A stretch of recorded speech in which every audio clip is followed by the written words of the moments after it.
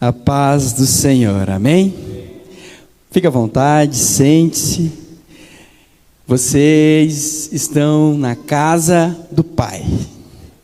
Quando eu digo que nós estamos na casa do Pai, é porque nós temos a liberdade de se expressar, sem medo de repreensão, a liberdade de chegar na geladeira do Pai. Quando a gente vai na casa do Pai, a gente não tem medo de pegar aquilo que está na geladeira. E aqui não é diferente. Quando você está aqui, as bênçãos estão à mesa. Basta você esticar as mãos e pegar, pois você está na casa do Pai. É isso que eu quero dizer quando nós estamos na casa do Pai. É isso que nós temos que fazer, essa mentalidade que nós temos que ter, porque quando nós começamos a mudar a nossa mente, de uma pessoa qualquer, de um escravo para filho, é diferente, é ou não é? É diferente, porque quando nós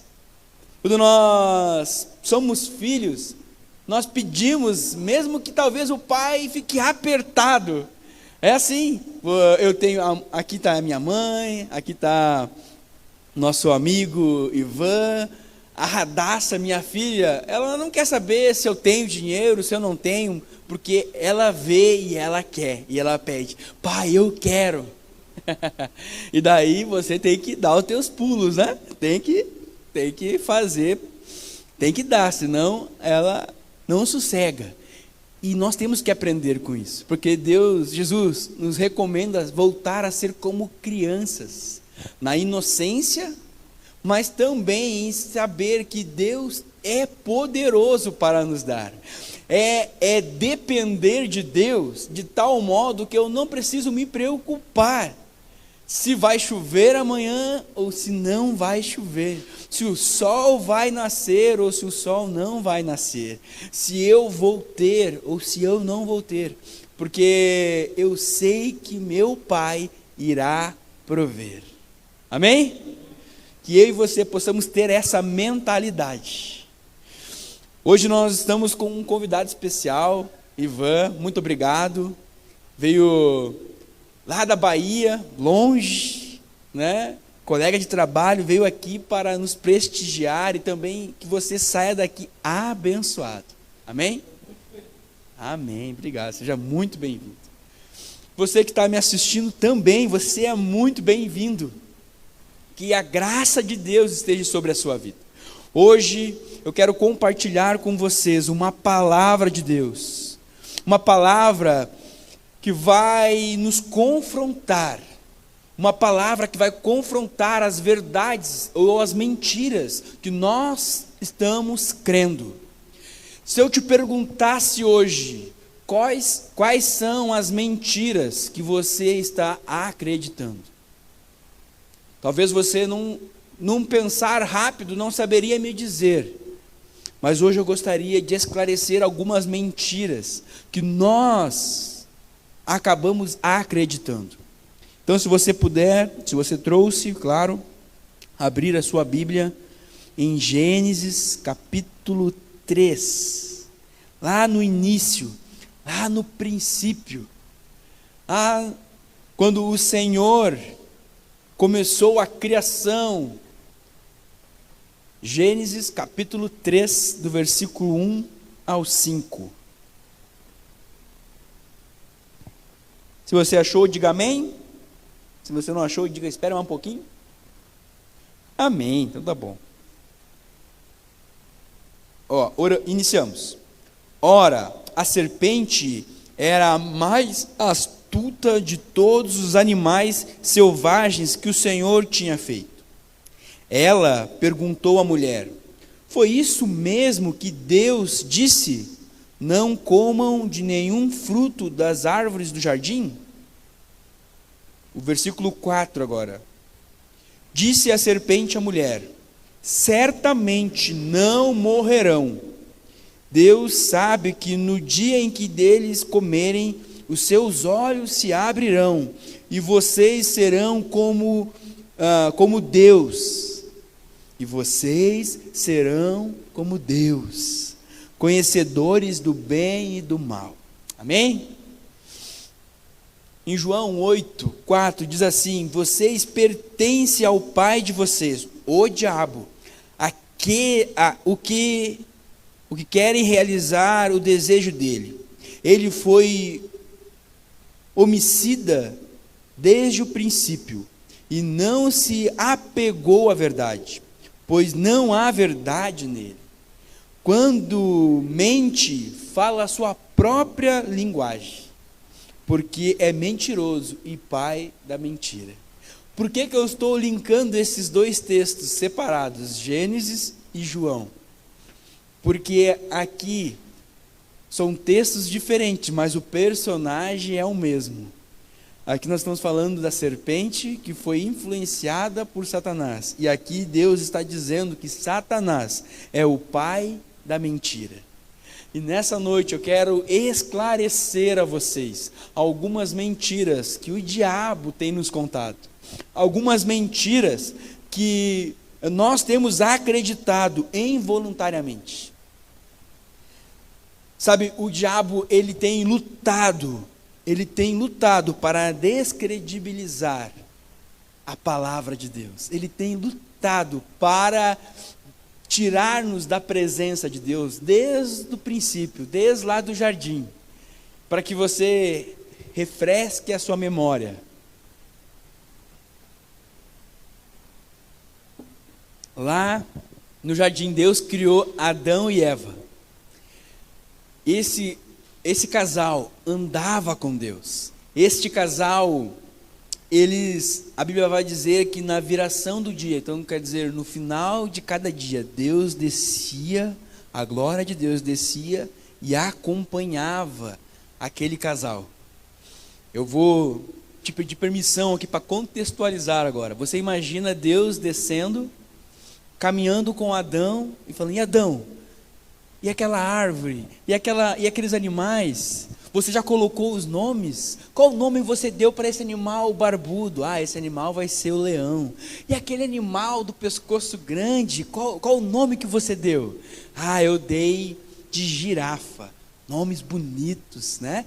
Deus começa a ter um relacionamento com Adão e Eva, um relacionamento de pai para filho, aonde ele começa a cuidar e zelar. Agora você se pergunta como que um casal que tinha tal intimidade com Deus conseguiu cair na enganação e na manipulação de Satanás. Como que um casal que estava tão imergido na presença de Deus, pois não conheciam a maldade, não conheciam não eram corruptíveis, mas caíram na mentira do diabo. Então, se a própria Adão e Eva caíram na mentira, o que sobra para nós, que nascemos num mundo corrupto, num mundo cheio de maldades, onde pai mata filho, onde filho mata pai, aonde o amor ao próximo não existe mais, você se compadece com os seus e olhe lá ainda. E nós nascemos e estamos imergidos no meio dessa sociedade. E a primeira imagem de Deus que nós temos são a pessoa que está à nossa frente. Porque a própria Bíblia vai dizer que fez o homem à sua imagem e semelhança. Então, quando eu olho aqui para o Ivan, é a primeira imagem de Deus que eu estou vendo, porque é a primeira imagem que eu posso enxergar. Deus é um ser invisível, mas não é um ser intocável, pois quando Ele chega até nós, quando o nosso coração se abre, é possível sentir a sua presença. Que eu e você possamos voltar a essa essência, que eu e você possamos voltar ao jardim, aonde Adão e Eva compartilhavam desta presença de Deus. Amém? Então a primeira mentira que nós acreditamos mesmo passando milhões e milhões de anos desde Adão e Eva, a primeira mentira é que nós podemos ser iguais a Deus. Olha só o que a Eva diz, o que a serpente diz a Eva. Deus sabe que no dias em que comerem, os seus olhos se abrirão e vocês serão como Deus, e conhecedores do bem e do mal. Com certeza, se algum vendedor te chega e te diz, olha aqui, ó, este perfume é do Cristiano Ronaldo. Se você usar este perfume, você vai cheirar como o Cristiano Ronaldo cheira. Pô, você vai querer, né, ter aquele perfume de um grande atleta, né? Você vai querer ter esse perfume. É claro que aqui nós estamos falando de uma imagem. Você vai ser iguais, vocês serão como Deus. Mas a primeira mentira está aqui, pois Deus já nos fez a sua imagem e semelhança. Mas o inimigo, ele é manipulador. Quer ver como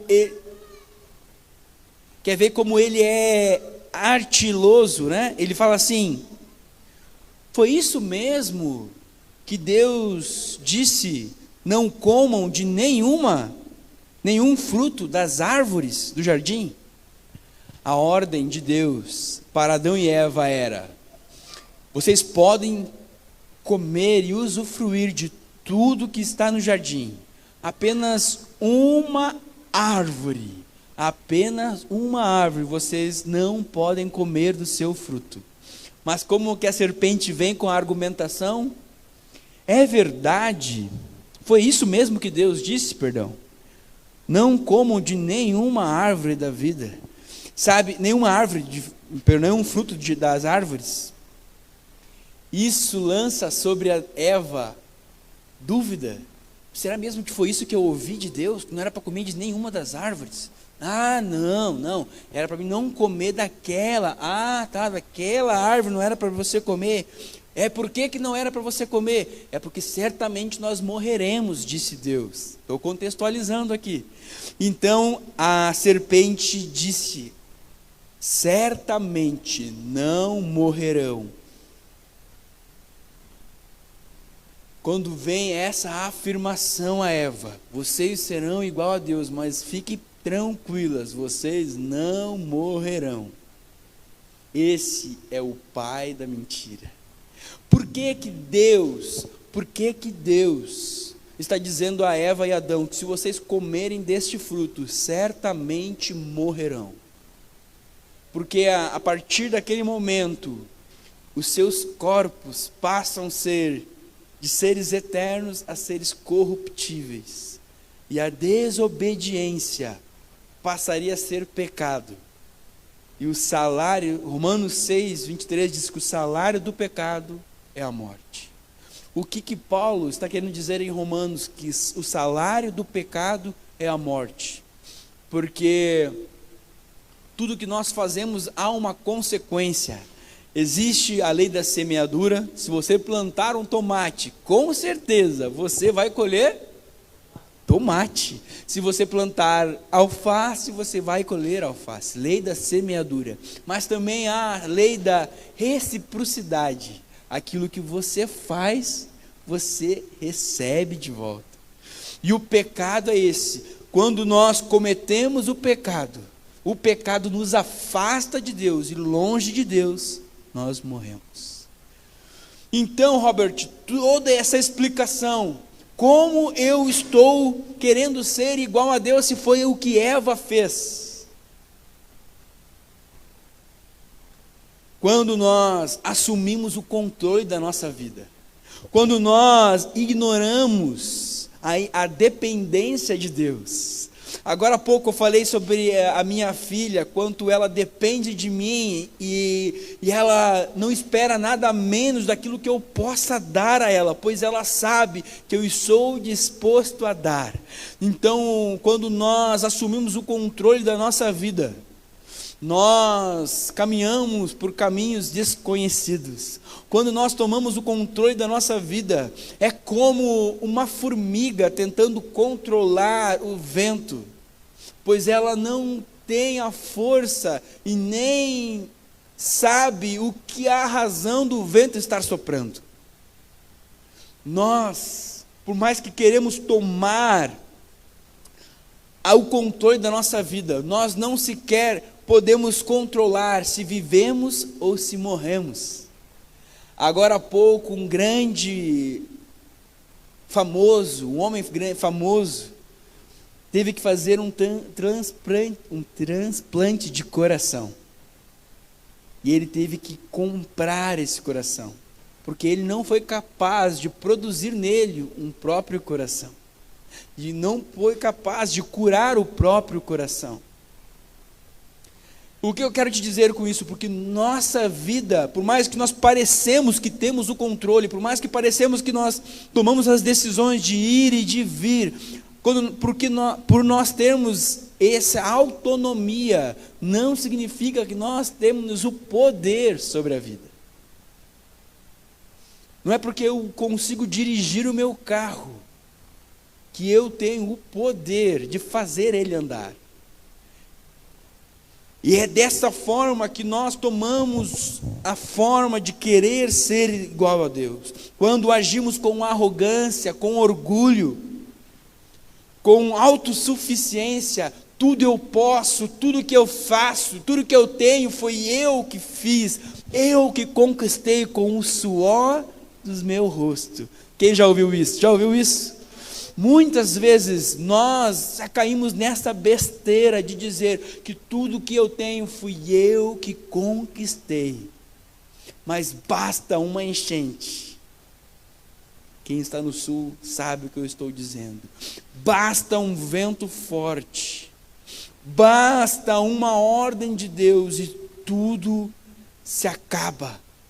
Nós não temos o controle da nossa própria vida, mas queremos ser igual a Deus, queremos assumir o controle. Mas Robert, eu já sou cristão, eu já disse sim para Deus, eu já tenho frequentado as igrejas, eu já tenho feito isso, mas continuo falhando, porque cada vez em que eu tomo uma decisão, sem consultar a Deus, eu estou tomando a decisão por conta própria. E cada ação tem uma reação. Quando Deus tira o povo do Egito, vocês lembram disso? Quando Deus tira o povo do Egito, eles estavam mais de 400 anos vivendo uma vida de escravidão. Então Deus tira eles do Egito e leva para o deserto. E quando o povo se encontra ao meio do deserto, pensa assim: pronto, saímos do Egito para morrer no deserto. Porque ainda não tinham a mentalidade de filho, não conseguiam compreender os planos de Deus. Mas quanto mais nós nos relacionamos com Deus, mais nós conseguimos compreender a sua vontade. Todo mundo aqui é casado ou já foi casado e sabe que o relacionamento, a proximidade nos faz conhecer, até mesmo no olhar. Quando a pessoa entra na porta, tu já sabe: ixi, alguma coisa está errado. Hoje foi bom o serviço, veio todo alegre. É assim, porque o relacionamento nos faz conhecer e faz saber o que a pessoa gosta ou o que não gosta. E é da mesma forma que Deus quer que nós nos relacionamos com Ele, para que possamos conhecer os seus pensamentos. Deus promete ainda assim fazer infinitamente mais de tudo aquilo que pensamos e pedimos, conforme a sua vontade, não conforme a nossa, mas conforme a vontade de Deus. Eu sei que Deus quer isso, então eu vou pedir e fazer, porque eu talvez não tenha a capacidade ainda de fazer isso, mas sei que Deus vai fazer infinitamente mais para que isso aconteça, para que este projeto aconteça. E esta igreja parece estar vazia, mas pelos olhos da fé, ela está cheia da presença de Deus, cheia da graça de Deus, porque você está aqui hoje, você é um canal da presença de Deus. Quando você ergue as suas mãos e glorifica Ele, a presença de Deus desce neste lugar, e é pelos olhos da fé que nós sabemos que estamos aqui e fazendo a vontade do Pai, e sabemos que quando fazemos a vontade dEle, Ele fará infinitamente mais. Aleluia! Quando você coloca os teus planos aos pés do Senhor, Ele irá fazer infinitamente mais. Então, para você que está aqui me assistindo, para você que está aqui hoje, coloque os teus planos aos pés do Senhor, dependa dEle, e Ele fará, Ele cumprirá as suas promessas. Aleluia! Aleluia! Quando Paulo vai dizer em Romanos 12, não vos conformeis com este mundo. Por quê? Porque o mundo está perdido realmente. Quando nós olhamos, nós nos decepcionamos com as pessoas até mesmo que estão longe ou próximas de nós. Então ele está dizendo assim, não vos conformeis com este mundo, mas sejais renovado pela renovação da sua mente. O que ele está querendo dizer? Que a sua mente venha a sofrer uma metanoia, uma transformação, para que então você venha experimentar a boa, perfeita e agradável vontade de Deus. Quem não quer experimentar a boa, perfeita e agradável vontade de Deus? E é só quando nós nos relacionamos com Deus que nós conseguimos entender qual é a boa, qual é a agradável, qual é a perfeita vontade de Deus. É só quando nós estamos andando juntos com Deus que nós conseguimos entender qual é a vontade dEle para nós. E não é nós querendo ser igual a Ele por arrogância, mas querer ser igual a Ele por exemplo. Mas como assim, Robert, eu vou ser Deus igual a Ele? Como assim? Pois Ele já nos fez por identidade, por DNA, já nos fez a sua imagem e semelhança. Não é necessário nós querermos, por meios artificiais, querer ser igual a Deus, pois já existe dentro do nosso DNA a identidade de Deus, já existe dentro do nosso ser um espírito que anseia pela presença de Deus. Quando nós nos afastamos, sabemos que algo está faltando dentro de nós. Este algo que está faltando dentro de nós é a vontade de estar perto do Pai. Aleluia! Então esta é a primeira mentira, quando nós queremos, por meios artificiais, querer ser igual a Deus, por arrogância ou por autossuficiência.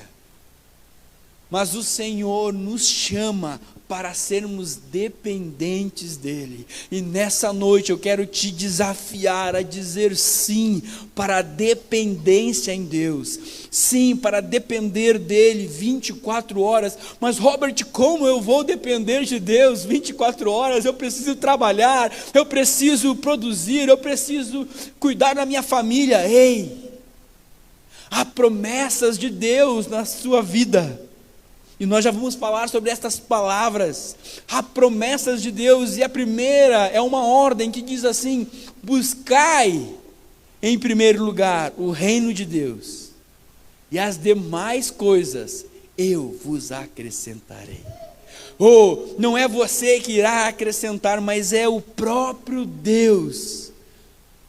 Eu tenho certeza que só isso já nos satisfaz. Se nós conseguimos construir algo que é bonito, imagina Deus construindo a perfeição que é Aqui o Ivan está visitando a nossa cidade. E já pôde tirar foto de alguns pontos muito belos que o homem fez.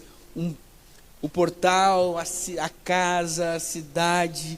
Mas isso foi o homem que fez. Com a inteligência, com a sabedoria que ele tem. Mas quando nós olhamos para as cascatas, quando nós olhamos para as estradas subindo e descendo, quando nós olhamos para os montes, ou quando nós olhamos para a temperatura, a perfeição de Deus, nós olhamos, só Deus pode fazer isso. Amém? Então, qual é a segunda mentira?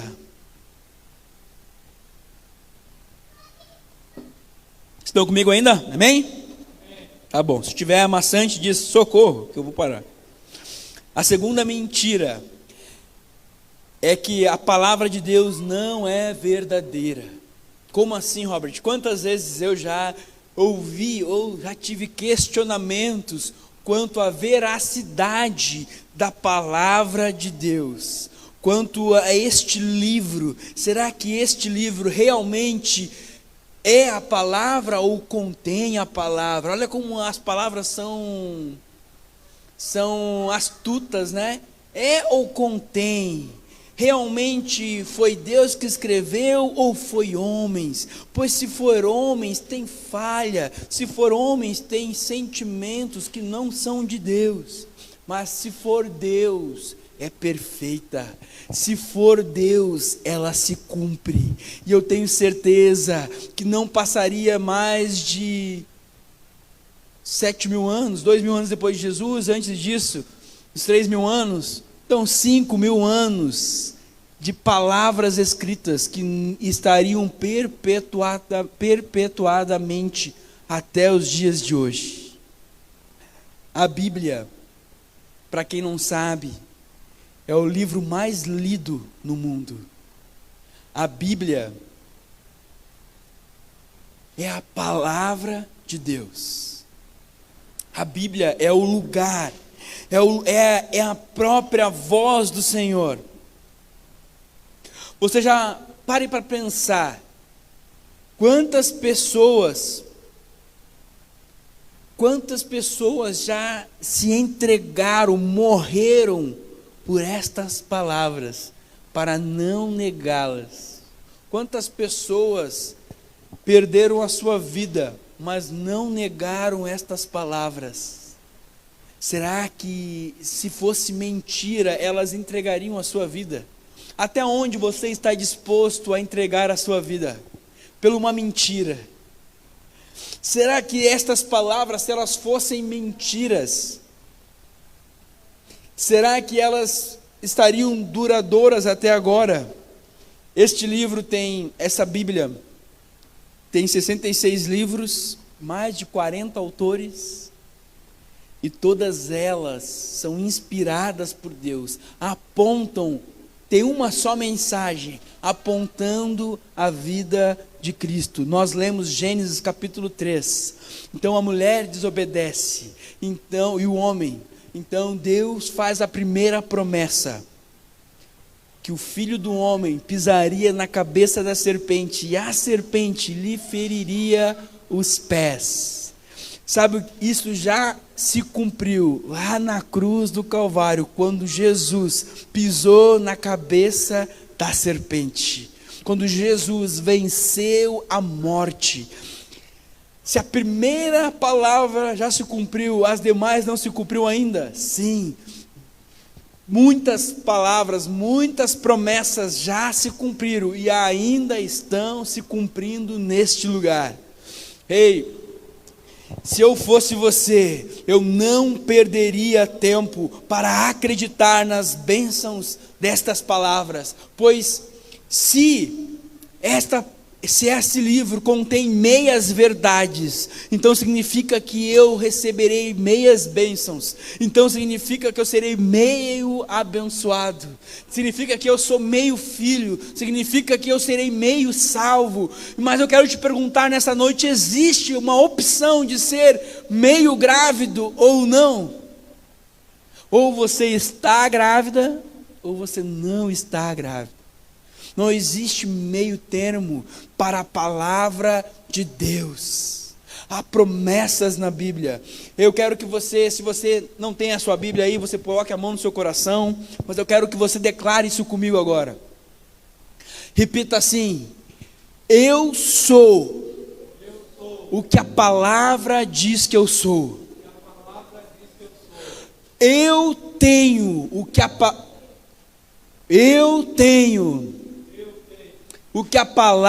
diz que eu tenho.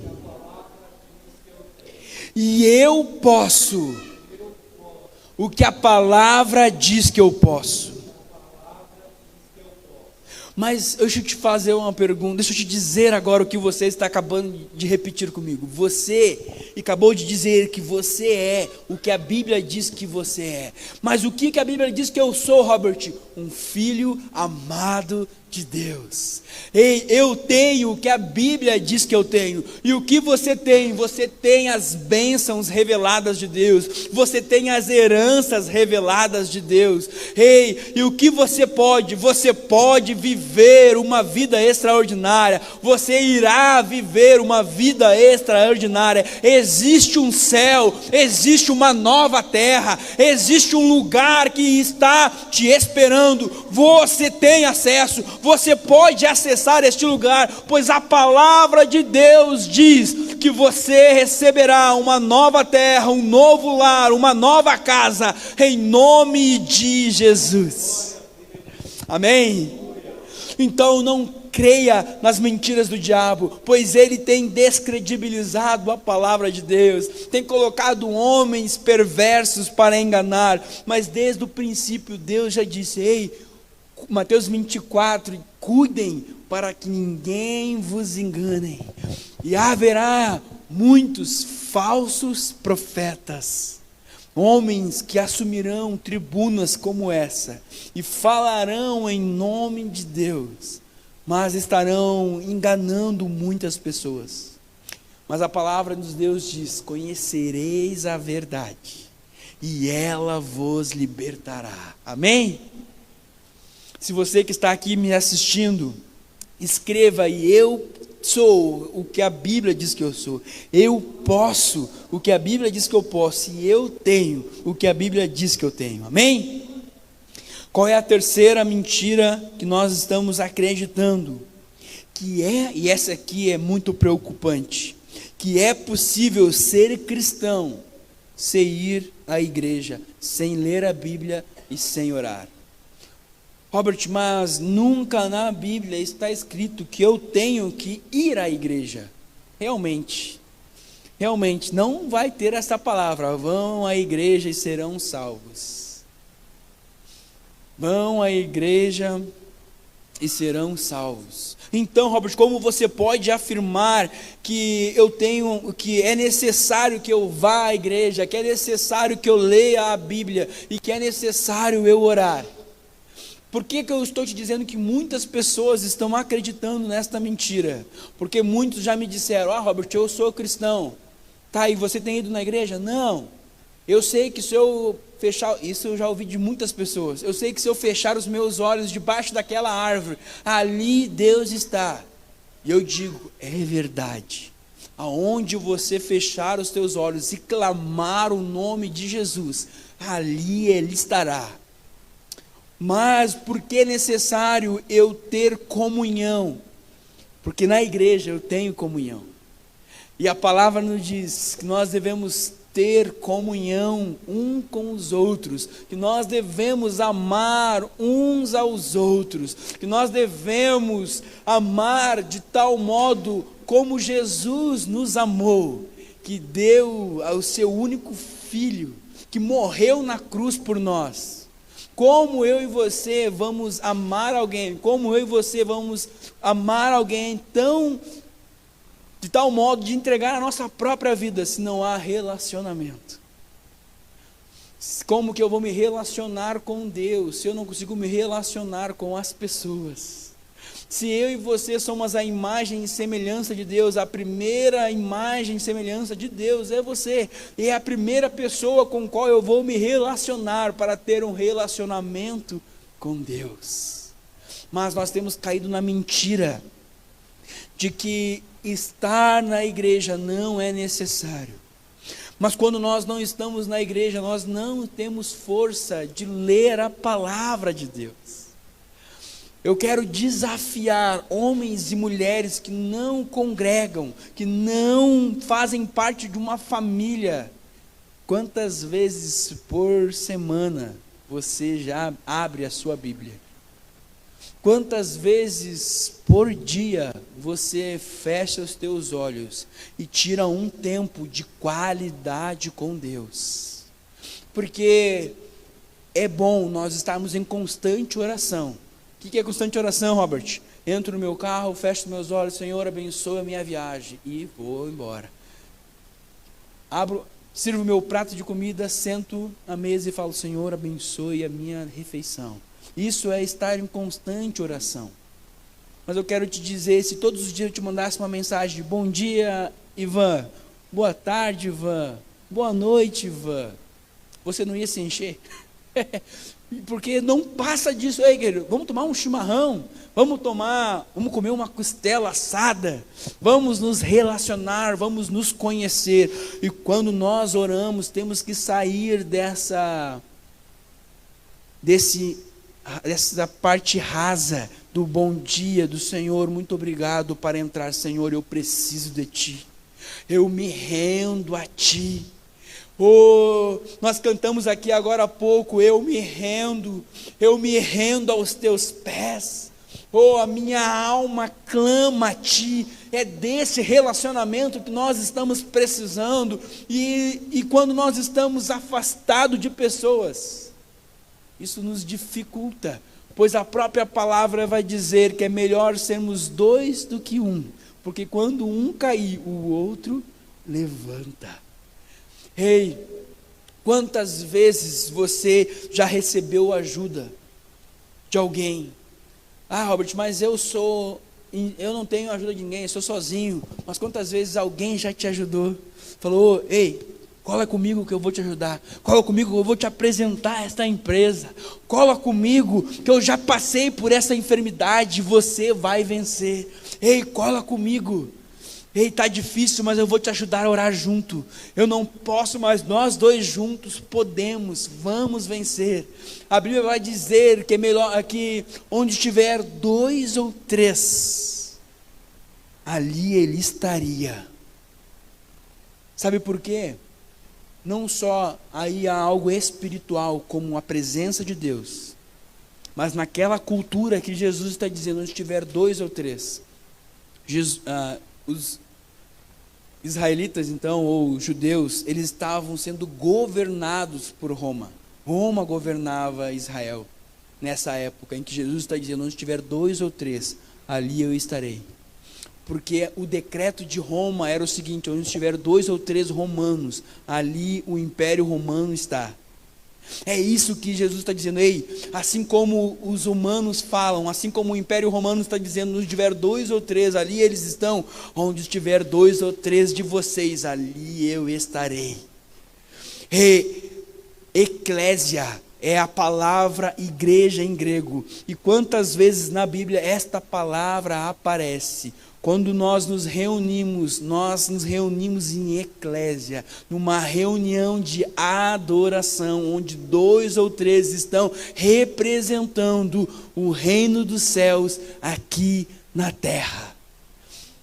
Robert, mas tu não me convenceu ainda. Eu tenho certeza que você já ouviu falar da maior oração que Jesus ensinou. Como é que é o nome da oração que Jesus ensinou? Pai Nosso. Vamos orar ela?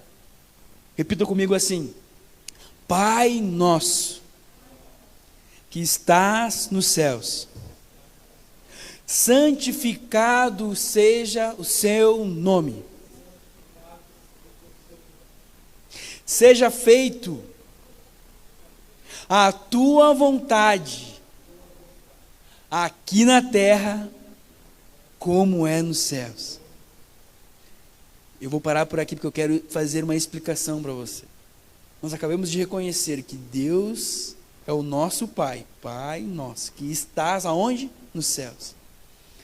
Acabamos de reconhecer a santidade dele. Santificado é o teu nome. Santo és tu. Tu és santo. Isaías tem uma visão do trono e ele vê anjos cantando 24 horas dizendo: Santo, Santo, Santo ao Senhor dos exércitos. Oh, Santo, Santo, Santo ao Senhor dos exércitos. Por que eu e você não vamos dizer: ah, Santo és o teu nome, Tu és Santo neste lugar? Mas ele continua ensinando a orar e vai dizer assim: seja feito a tua vontade, aqui na terra, como é nos céus. Então, esse é um pedido que nós temos que fazer todos os dias ao Senhor. Seja feito a tua vontade, aqui na terra, como é nos céus. Manifesta o teu reino, venha a nós o teu reino, e seja feito a tua vontade, aqui na terra, como é nos céus. Venha a nós o teu reino, e seja feito a tua vontade, como é nos céus. Mas a eclésia representa o reino de Deus. Onde estiver 2 ou 3, ali eu estarei. Onde estiver 2 ou 3, o reino de Deus está sendo representado aqui na terra. Pode você, aonde você estiver, fechar os teus olhos, ali você entrará no trono de Deus. Mas se você quiser atrair o reino de Deus para a terra, é necessário estarmos em 2 ou 3, reunidos no nome de Jesus. Amém? Oh, se eu não te convenci agora, eu não sei mais como te convencer. Que a mentira do diabo tem te feito desanimar. Porque quando nós nos afastamos da igreja, quando nós não estamos em comunhão, não temos a possibilidade de ter outro irmão junto comigo. Ei, você caiu, eu te ajudo a levantar. Quando nós estamos longe da presença de Deus, as distrações vêm. Quando nós estamos longe de enxergar a presença de Deus, mais difícil fica nos concentrarmos na cruz, mais difícil fica de nos concentrarmos naquilo que Deus está falando, naquilo que Deus está ordenando. Então eu quero te dizer que na sua casa é uma bênção, mas não fique aí, se levanta e resplandece, pois é chegado a vossa luz, diz o Senhor. Livre-se das distrações. Que forma, que estratégias que o inimigo tem usado para que nos venhamos ficar afastados da igreja? Muitas distrações, pode ser o trabalho, o hobby, redes sociais, Netflix e por aí vai. Quantas vezes nós passamos maratonando série e eu me julgo culpado nisso? Quantas vezes nós nos pegamos horas e horas assistindo episódios e episódios na sequência? Quantas vezes nós assistimos e não paramos 15 minutos para ver aquilo que Deus quer falar conosco? Pois quando eu abro a palavra de Deus, é Deus falando comigo. Quando eu fecho os meus olhos, é eu me expressando a Ele. Mas a primeira forma de nós ouvirmos Deus falando é através da sua palavra. Jeremias 20 vai dizer assim, 20:11: eu bem sei os planos que tenho a vosso respeito. Se eu não conheço, se eu não leio a Bíblia, eu não sei quais são esses planos. Mas a palavra continua dizendo, planos de um futuro melhor. Não é plano de destruição nem de morte, mas de um futuro e de esperança. Eu bem sei. É Deus que está dizendo, ei, eu sei os planos, eu te formei desde o ventre da sua mãe, eu te conheço, eu sei como você fala, eu sei como você pensa, eu tenho planos para você. Aleluia. Acredite nestas palavras. Vença a distração. Despertas, ó tu que dormes. Despertas. Olha só o que Efésios está dizendo. Paulo está dizendo assim: por isso é que foi dito: despertas, ó tu que dormes. Levanta-te dentre os mortos, e Cristo resplandecerá sobre ti. tenham cuidado com a maneira com que vocês estão vivendo. Não sejam como insensatos, mas como sábios, aproveitando ao máximo cada oportunidade, porque os dias são maus. Portanto, não sejais insensatos, mas procurem compreender qual é a vontade do Senhor. Sabe, esse é um excelente conselho. Ei, despertas tu que dormes, levanta-te dentre os mortos. Por que ele está dizendo assim? Porque muitas vezes nós entramos numa fase de hibernação, ou uma fase de coma, quando nós nos afastamos da igreja, quando nós nos afastamos desse vínculo, dessas pessoas que nos levam para perto de Deus. Tem pessoas que nos levam para lugares maus, tem ou não tem?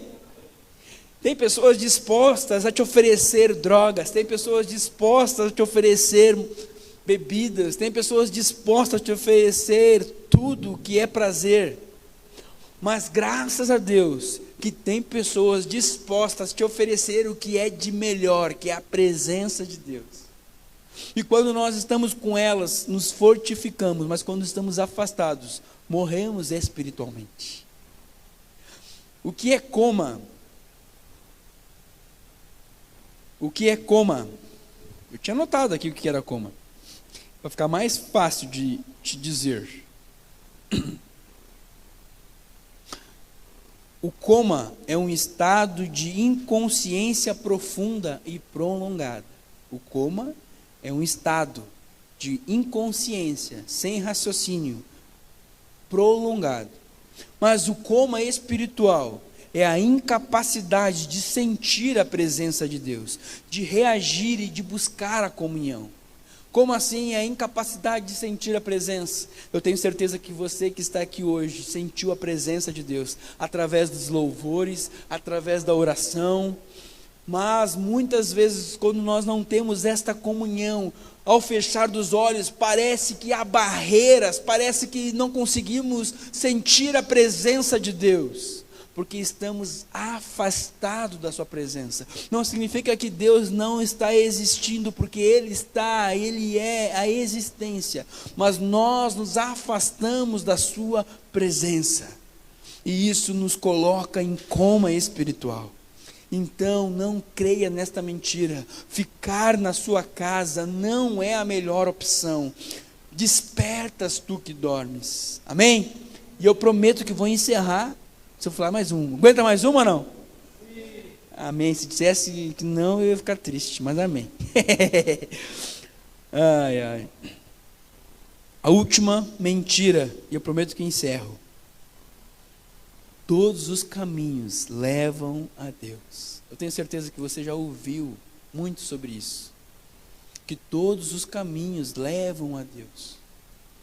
Mas se você crê nas mesmas coisas que eu creio, se você crê nestas palavras que você diz que você é, que você pode, que você tem, aqui diz que Jesus é o único caminho. Jesus vai dizer assim, João 14:6, eu sou o caminho, a verdade e a vida. Ninguém vem ao Pai a não ser por mim. Eu sou o caminho, a verdade e a vida. Então, não há muitos caminhos. Quer dizer, até há muitos caminhos, mas apenas um nos leva a Deus. Nos leva a ter a conexão que Adão e Eva perderam. Não que Deus vai deixar de existir, não, Deus sempre vai continuar de existir. Assim como a palavra de Deus sempre continuará perpetuando pelos tempos, mas nós precisamos ter essa conexão com Deus, e essa conexão é através de Jesus, o preço que Ele pagou na cruz do Calvário. Isaías 53 vai dizer assim, antes mesmo, olha como as palavras são vivas, torno de uns 500 anos antes de Jesus nascer, Isaías disse: um menino nos deu. Isaías 9. Um menino nos deu. E esse menino é Emanuel, que significa Deus conosco. Aleluia. E em Isaías 59 vai dizer assim: e o castigo que nos traz a paz estava sobre ele. Ei, é sobre Jesus que estava o castigo que nos traz a paz. E pelas suas pisaduras nós fomos sarados.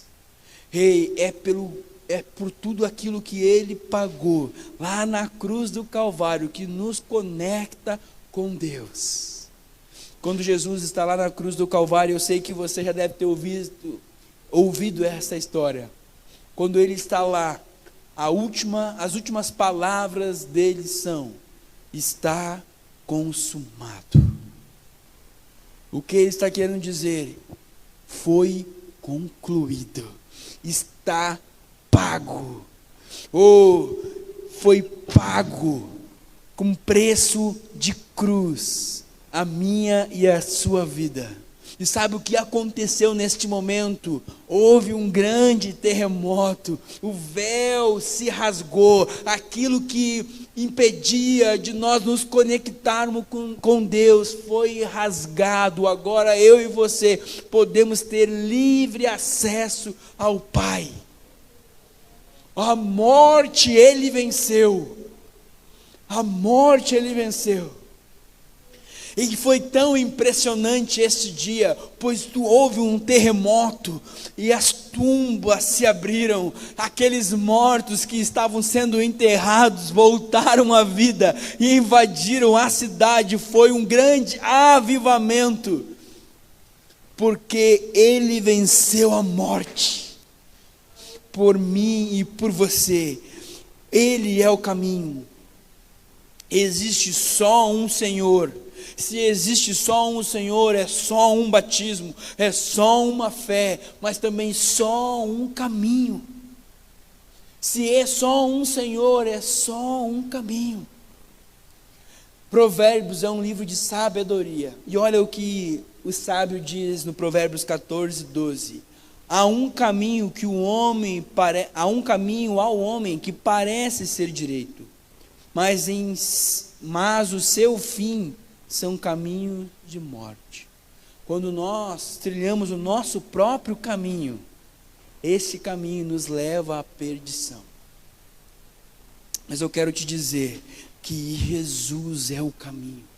Ele está aqui hoje, foi para Ele que nós oramos, foi para Ele que nós adoramos.